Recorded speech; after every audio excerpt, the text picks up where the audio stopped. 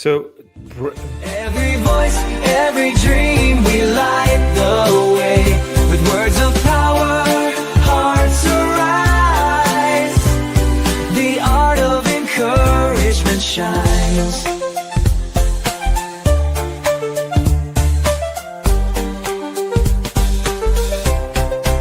So leaning close, the journey starts. A moment of truth, a shifting heart. Together we rise, together we stand. With courage and love, we change the land. Bringing hope, inspiring change. Every voice, every dream, we light the way. With words of power. Hey, Mark. hey, Nick. Good morning, my friend. It's good to see you. It absolutely is. How is your day going? It's going well. We have some ups and downs, and it's always a challenge. But other than that, it's okay. I'm happy to be here with you. And this is a special episode. We are so deeply planted in our book production, and it has consumed me, and it certainly has consumed you last 2 weeks. And I think Absolutely. every time you get closer to doing something remarkable or something bigger than yourself, you always get an attack in the spiritual realm because it's a resistance. So I have experienced it this week. It has not been pretty, but I feel the depth of the things that we have been writing. So when we share this book with the world, I hope you will see the depth and what we have given, and hopefully it will be an enduring peace. That's it. That's the heart of it. And I believe that you and I both know, Mark, that this is unlike anything else that I've ever been part of. This was a supernatural, and I don't use words like that. That's the funny thing. If anybody knows me, they're like, what is he going on about? But I absolutely feel differently about this project than I ever have before about any project. And this book, I believe, will change lives. I don't believe it just can, but it's going to.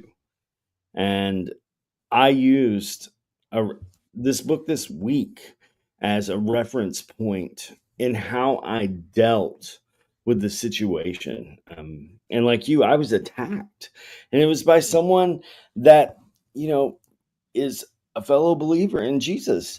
And I I prayed about, how do I respond to this? This is not like them. I don't want to just be "Rawr," back to them. And although I was firm, I used grace, I used empathy and compassion. And because I'm on staff at the church, I actually emailed my response to my pastor first to make sure it was okay. And you know, he he said it was a little wordy, but if you know me, that's about normal. And at the end of the day, I didn't know how this person would respond. I got the best response from this person that I could. It was the best possible outcome because she listened. She listened and she apologized. And at that point, there was an even deeper friendship, an even deeper connection because I let her know how powerful words are and that we have to build each other up. We have to encourage because words can tear people down. And it's words that have caused people to commit suicide. It's words that either breathe life into someone or death into someone. And if we are deeply planted people, we're going to be mindful of our words and their possible implications. And I was amazed at the transformation in my life already because of how I am considering each word spoken now. And I Yeah. thank you for that. It was a conversation with you that prompted this entire new book. And I know you've been sharing with me your updates. What Tell me, Mark, as you dove in and the last WhatsApp message I saw, you were already to chapter 12. Tell me about it. What's your journey been like as you add your own narratives, as you edit, as you do all those amazing things that you do? Would you just tell me your experience with it now? Absolutely. I draw on scripture a lot, and I draw on spirituality because this is how I walk my life, and I know you do as well. So, reading our manuscript, our draft, it's a very interesting way of presenting information. There's stories, there's insights, there's discoveries, there's challenges, there's case studies. So we are guides. We're we're guides for people who'll be reading this, and hopefully it will be you reading this. And thank you for all who are watching and supporting us. This means the world. If you read this book and you say, man, I have been tolerating things, I have been pretending, I have been deaf or blind to this, to see things for what they are, I hope it will stir and nudge your heart, because there's so many things that are not real. Robots talking to robots, claiming they're not robots, the whole thing that is happening in the world. And we are so starving for realness, like you and I, having a conversation, talking to somebody, confiding in someone. How precious it is to trust someone. How precious it is for someone to trust you. This is Mm, not, just in the spirit of profit. This is in the spirit of helping each other. So, and our thoughts are in this book, and I'm just reading everything, and I'm not just reading through it. I'm feeling it. I'm feeling it. What is happening? So this project is turning out very personal, very deeply moving experience, and hope you give it a chance. You give it a chance to read it. If you can read the entire thing, great. If you can read just parts of it and apply it in your life, I think Nick and I are very grateful. So this experience is not light. I'm not taking it lightly. It actually, it's. I think it's a test. It's a test that we're all going through right now. it is. And as you pointed out to me how our world's responding, I wish I could say that I disagree. But even more so, this last week, I've seen it over and over. I've experienced it more than once. And people need to be kind. If you're out there today and you have a choice, which there's always a choice in how we respond, don't have to be right. Don't have to get your way. And stop being so mean. Stop being so mean. The world right now, we're all coping. We're all struggling with something. As it's been said, every person you meet, including yourself, has just come out of a storm,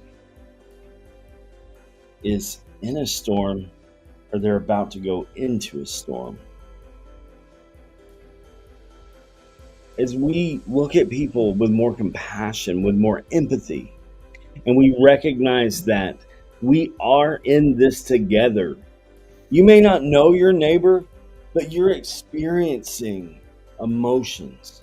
You're experiencing life's ups and life's downs. And we need each other. We need each other to say, hey, how are you? And really mean it. We need each other to show a capacity of, I would say, agape. As I go to the Greek there, agape love is when you give something to people you may not know, when you just share reminders that you're not alone. If you're watching this, you're not alone today. Mark and I are here with you. And although, yeah, we've enjoyed writing now 2 books, at the end of the day, that's not our mission. Our mission is to connect people with their best self and help them as they connect with others, as they communicate with others. So you may say, you guys, you're somewhere else. No, we're right here with you, because everyone in this human experience needs to learn how to communicate well with one another. Nick, because I'm so deeply in this book right now, editing, crystallizing, finalizing. I have dreams about it. I have Yes, dreams about it. I have yes, dreams as if, like, for example, I'm on some kind of a panel or some kind of a speaking uh, experience, and somebody asks me, "So, what is it like to write a book? How do I do it? What do I even write about?" And I see myself in the dream answering that, because yes, this is I'm so, like, my mind is so deep into this book, and I just say yes, to them in my dream, just write about your current state. And I see myself speaking with such confidence in my dream, because I'm editing the book. You have to have the butt glue to your seat and actually do it. You're like, oh, I don't want to, but it's just part of that purpose, that work. So yes. whatever it is that you work in your life, give it your own passion, whatever is 100% focus, because it's not a coincidence that we are here now. Nick, it's not a coincidence at all. I think there's No. something that is bigger than us at play, and I believe it, and that's why we're here now. And I just want you to know, you are my real friend. We're having a real conversation, and everything we're saying is real to us, and I hope you feel it. Oh, I feel it. Every fiber of my being feels this, Mark, because I have never felt so strongly inspired to do anything in my life. I am a professional musician and I play all the time. There's not one performance, including Carnegie Hall, that I ever felt this passionately about, where it was my call and I had to answer regardless. I have never felt that passionate about anything in my life. And I'm grateful for you just bridging that conversation and saying what was on your heart that day, because it spoke to me deeply. I mean, this is deeply planted. At the heart of our book is to plant trees under whose shade you may never sit. And imagine if that was your life legacy. You didn't get accolades. You didn't get a little bitty blurb. You didn't get a mention in their book because they didn't know that you're the one that planted the tree that they got to sit under for their shade. What an even better legacy, because that's how God tells us we're supposed to do things. We're supposed to do things when no one's looking. We're supposed to give donations when it's not announced with a big publisher's clearinghouse check. We're supposed to do things because we know we're supposed to do them. And finding that passion and listening to the sound of that small voice, that takes practice. That takes faith. I'm reminded in the Old Testament where that's exactly the way it was. It wasn't in the rain, in the big storms. It was in the still, small voice that God spoke. And you and I are typically not this, scripture focused in our podcasts ever, and not in our book. But this one coming up, it is a call to those who call themselves Christians to start acting like it. Quit just saying it. Start acting like it. Start being someone that has a heart for people instead of a name on a list, because the name on a list at a country club that says it's a church isn't going to make the world a better place. It's going to make you feel better, but how is it going to affect change in other people's lives? If that's the kind of life you're living where you're just, I'm a member, you've missed the whole darn point. Nick, you are on fire today. You are on fire today, but you are on fire every Yeah, day. you say that every episode, though. I feel it. I feel it. This is. I'm just so happy we can talk about this, because in the book we talk about your journey, part of my journey as well, and also the people we meet, people who have made a difference, and they are. One of the things everyone will see is, this is a working copy that Nick and I are bringing together, is the encouragement champions, the encouragement ambassadors, the encouragement in chief. Who is that encouragement in chief in your life? Maybe they don't even know that this is how you feel about them. Tell them, and you mean it. And they may look at you and think, oh my goodness, you have finally lost all of your marbles. I don't care. I will tell you, you're my encouragement champion. I want you to know, because this matters. So you may look at me strangely. It's not the worst thing that's going to happen to me, or that's not the worst thing I was called today, but I'm going to tell you, you're my encouragement in chief. Yes. I'll tell you, this is kind of funny. I emailed one of the people mentioned in it that I wrote about in the book, and I sent, because I wanted to have people to have full disclosure. I wanted them to know that they were going to be there, and if I remembered something differently than they did, I wanted to go ahead and give them the opportunity to correct that account, because if you know me, you know why I did that. I want to make sure my memories aligned up with their memories. I haven't heard back from this person, not one word, since I sent that. And although she was one of my biggest cheerleaders during my darkest night, she is the one that showed up more than anyone else, including my family. She became a lifeline during that darkest night, and oh my word, she continues to be an encourager, a supporter, and I'm so thankful for Rita Romine. I'm just going to go ahead and put it out there. I am so thankful for Rita Romine being part of my life. She's amazing, and she embodies the spirit of what we do on a weekly basis. She's lived it her whole life. And for my friends and my classmates watching that went to Radney Elementary School, you know exactly what I mean with Mrs. Romine.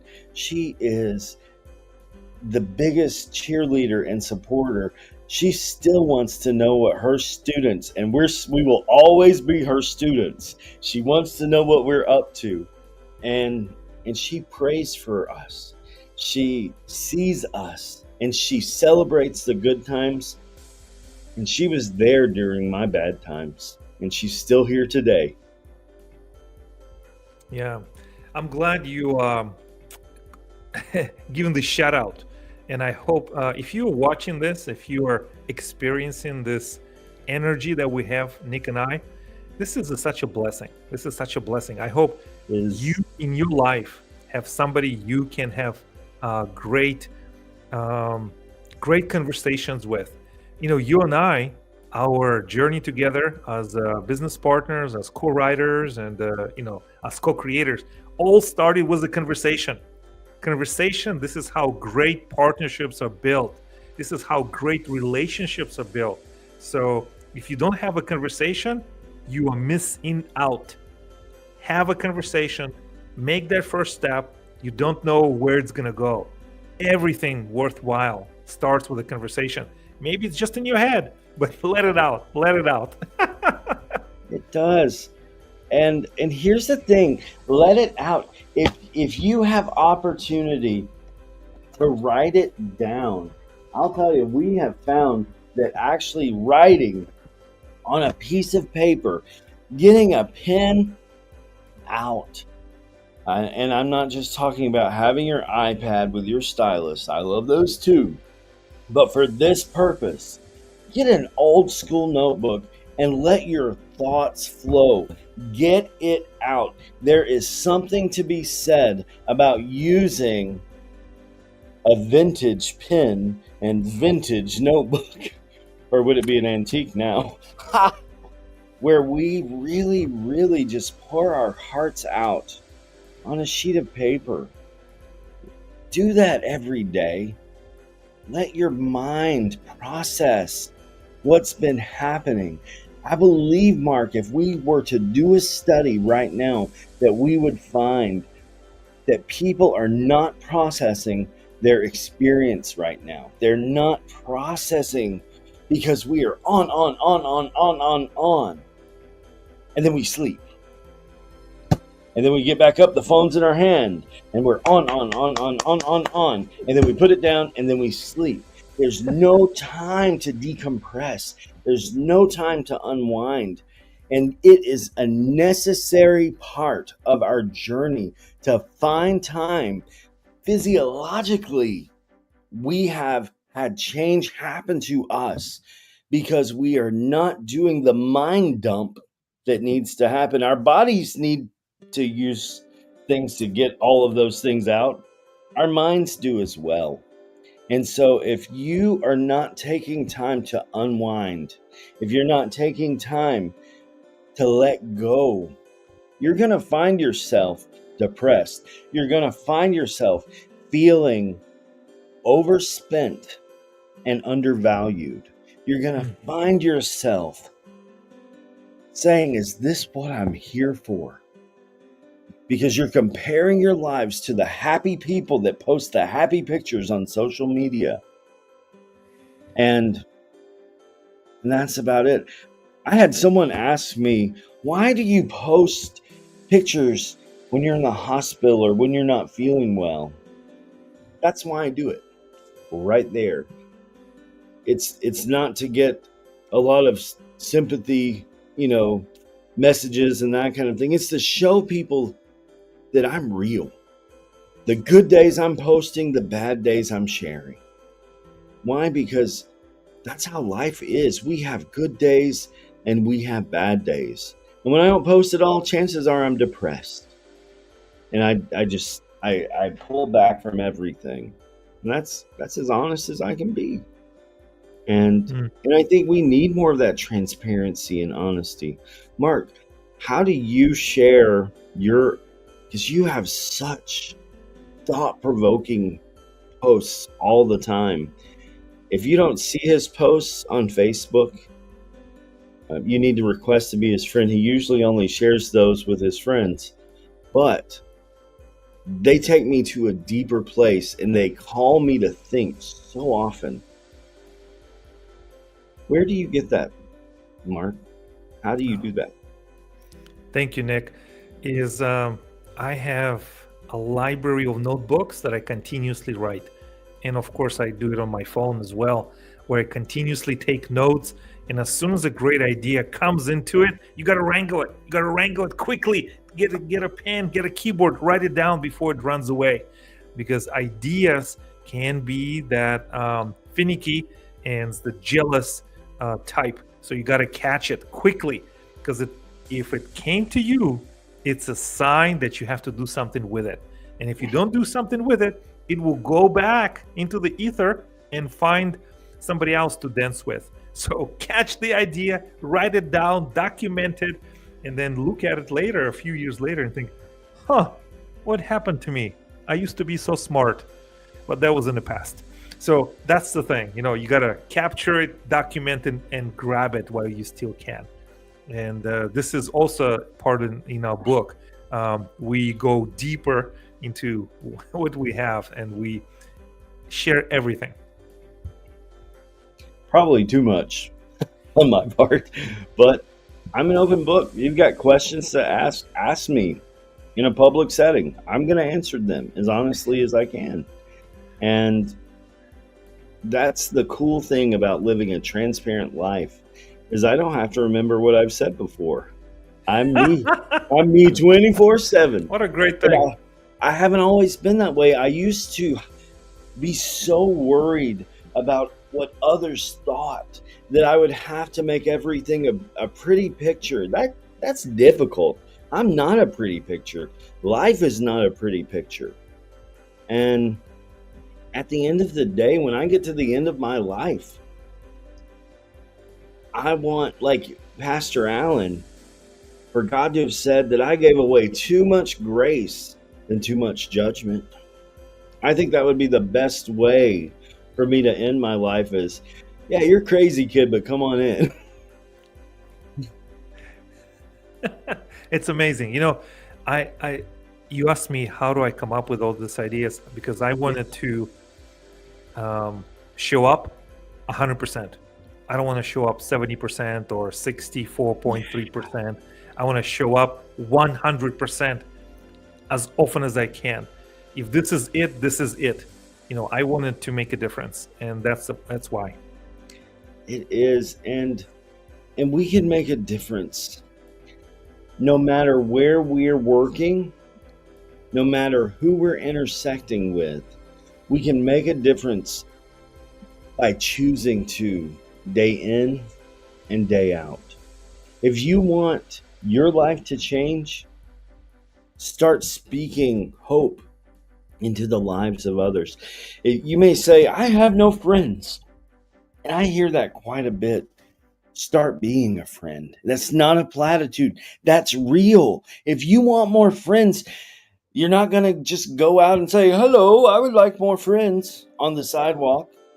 No, instead, you've got to start showing up for people 100%, like Mark said. You've got to be there for people. If you want to be listened to, start listening. Don't listen only so that you can respond, which most people, I can tell, they're just waiting for their turn. But they're not really letting the words sink in. So we got to do better. And we do that intentionally. Mark lives his life with intention. I try to live mine with intention. But if you want something, you can't just say, well, I hope this happens. You're never going to win a lottery without buying a lottery ticket, that's all I'm saying.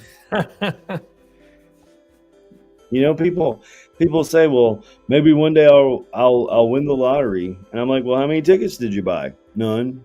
Okay, that's the problem. And I don't buy lottery tickets. I don't want that. But you see what I'm saying there? If you want something, you've got to do your part. You have to take personal responsibility. I encourage you today. Own your life. Own your journey. Those people that gave you trauma, those people that hurt you, I'm so sorry they did. And hear that from the bottom of my heart. I was hurt too. And I ended up hurting others because I was blaming the other people my entire life, never taking responsibility that the way I act today is my choice. It's my fault. And so then I ended up passing on the same trauma to others because I was still stuck back here. Today is your day of healing and freedom. If you're willing, and it's a big step. It's a big choice to let those hurts go. But if you're willing to realize that they're not there today, and if they are there, walk away. Today, walk away from it. Walk away and intentionally tell yourself that you are worth more than that type of abuse.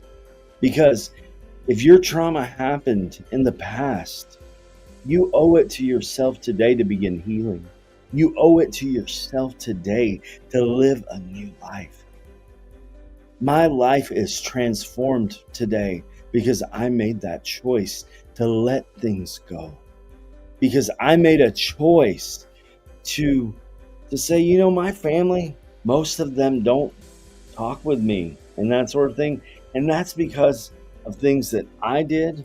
And that's because I responded so much of my life because of old hurts and old situations. I brought them into my present when they were meant to remain in the past. And it's easy to pick that stuff back up. It's easy for me to find myself in that mind frame again. But then I have to intentionally back down and let it go again. Mark, how do you deal and cope with past hurt, with past trauma? You know, the easiest thing, of course, it is to run away or to change scenery, but sometimes we can't. Yep.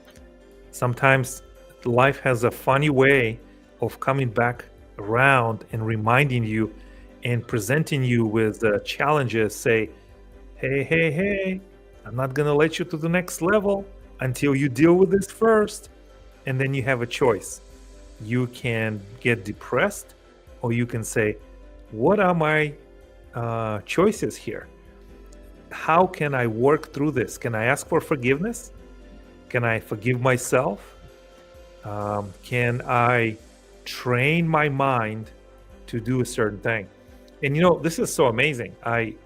You can train to be anything. I mean, I have recently started doing Pilates and yoga for my lower back pain, and just doing basic stretching exercise. I never see myself as a yoga practitioner, but I am, because it does so many good things for the body. And this is just to show you, you're never too old, it's never too late, and you're never too far gone to change something in your life. A lower back pain, Nick, I mean, that's just a horrible thing. You can't even walk. It's everything. It's in, and you know what pain is, right? You know, from all of the health challenges you have experienced and gone through, you want that pain to go away, and you'll do anything to do it. So I said, you know what? I will do the yoga. And you know, in the last 30 days, I have seen incredible results. So whatever it is in your life, don't be afraid. Don't believe the old beliefs or the superstitions or whatever it is that it's not for you, it's not going to work. Give it a try. Give it a try and see what happens.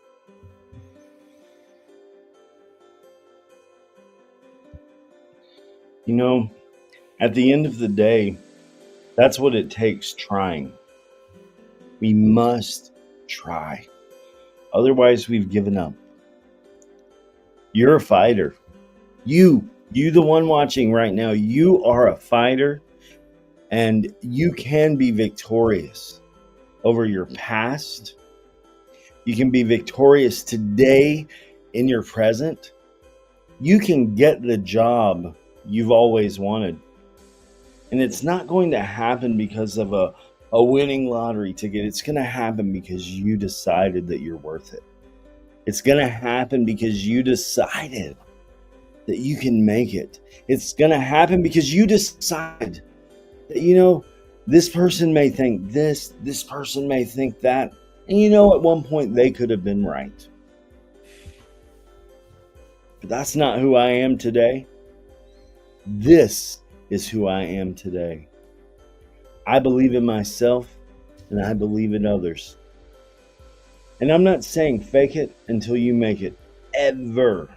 Don't fake it until you make it. Just make it. Make it. You're worth it, and you can do it. Now today, as we talk about deeply planted, I want you to know once again, our book is going to be out on Friday, April 11th. Friday, April 11th. And we're going to have a big party that day right here. You're invited already. And if you would join us that day, it would mean the world to me. I know it would mean the world to Mark as well. And as we continue sharing encouragement, I've realized encouragement isn't always with a shiny bow. Sometimes encouragement calls us to be accountable. And in accountability, once again, we have to look deep within ourselves and we have to make difficult choices at times. And we have to make them the next day and the day after as well. That we are going to be the person we're supposed to be when we're tired. We're going to have to be the person that we are supposed to be when the call back doesn't happen. We're going to have to be the person we're supposed to be when that lottery ticket had to be thrown away. You, my friend, have had an amazing journey. Mark has, I have, because we've made it this far. And if you've made it this far, keep going. Keep going until you see your dreams coming true. Keep going until you're content. There's a big difference between being content and frivolous emotions of happiness. I want you to have both. But on those days when the happy won't come, I want you to have contentment, because you know that at the end of the day, you made a choice to live your best life, regardless of how the world responded. And Mark, if I could do another plug before we end and before I give it back over to you to close. In the evenings, I have been doing a new thing. You know how if you've been around me for any length of time, I absolutely believe in having music as part of my life. But like I referred to earlier, we need a time each day for our brains to just unwind, relax, and there's a dump that happens. I would love it if you would join me for Unwind. And I do that each weekday evening now, each weeknight at 8:30 Eastern. And there are different themes for every day. Tonight's a fun one, though, because there's all kinds of music that I'm featuring there. And I would absolutely love it if you would give me your requests, because I'm going to play them live. It doesn't have to be perfect, for me to enjoy it. And that's the heart of this particular broadcast. You give me your requests and I play them, and, we have fun with it. So, Mark, I'm turning it back over to you. You're amazing. You've been working so hard this week, and I am so proud of you, my friend. As we go ahead now to end this episode, thanks for joining us. We went a little over today, but hey, we're excited about this. We really are. Thanks for joining us, guys. Thank you, everyone. Hope you have a great week. And no matter where you are, give it your best. Show up as your best. You may be foolish in the eyes of someone, but it is only temporary. And I hope you join us here next week for the Art of Encouragement with Nick and Mark. Thank you, everyone, and we'll see you soon.